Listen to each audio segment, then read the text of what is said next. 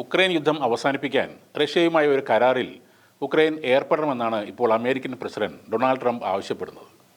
Russia വളരെ വലിയ ഒരു ശക്തിയാണ്, അവർക്ക് മുന്നിൽ ഉക്രൈൻ എന്ന രാജ്യം ഒന്നുമല്ലെന്നും ട്രംപ് പറയുന്നു.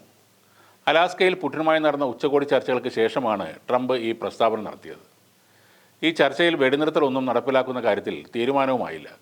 അതോടെ ഈ കൂടിക്കാഴ്ചയിൽ പ്രതികരിച്ചുകൊണ്ട് യൂറോപ്യൻ നേതാക്കളും ഇപ്പോൾ രംഗത്ത് വന്നിട്ടുണ്ട്.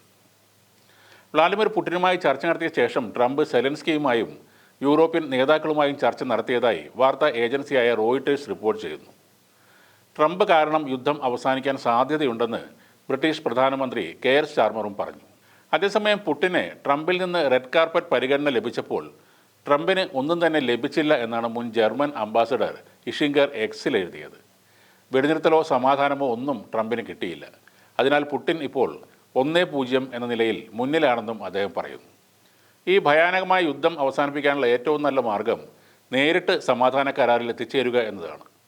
പലപ്പോഴും നിലനിൽക്കാത്ത ഒരു വെടിനിർത്തൽ കരാർ ഗുണം ചെയ്യില്ലെന്നും ട്രംപ് ട്രൂത്ത് സോഷ്യലിൽ എഴുതിയിരുന്നു. 2022 ഫെബ്രുവരിയിൽ ഉക്രൈനെതിരായ റഷ്യയുടെ ആക്രമണത്തിന് ശേഷം ഇരു രാജ്യങ്ങളും തമ്മിലുള്ള ആദ്യ ഉച്ചകോടിയായിരുന്നു വെള്ളിയാഴ്ച അലാസ്കയിൽ നടന്നത്. ട്രംപും പുടിനും 3 മണിക്കൂർ നീണ്ട സംഭാഷണം നടത്തുകയും ചെയ്തു.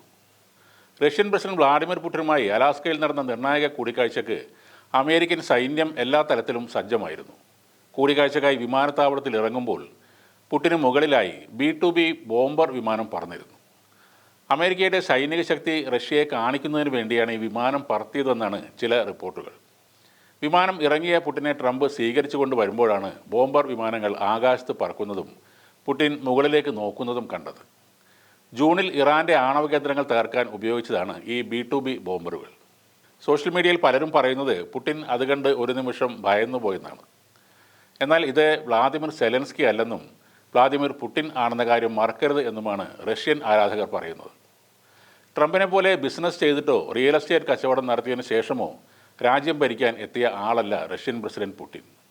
രാഷ്ട്രീയത്തിൽ വരുന്നതിന് മുന്നേ റഷ്യൻ ചാരസംഘടനയായ KGBയിൽ ഇൻ്റലിജൻസ് ഓഫീസറായിരുന്നു പുടിൻ. യുദ്ധവിമാനം കണ്ടാൽ വായും പൊളിച്ച് നിൽക്കുന്ന ആളല്ല പുടിൻ. ഫോർബ്സ് മാസിക ലോകത്തിലെ ഏറ്റവും ശക്തരായ വ്യക്തിയായി 4 തവണ തെരഞ്ഞെടുത്ത നേതാവുമാണ് റഷ്യയുടെ വ്ളാഡിമിർ പുടിൻ.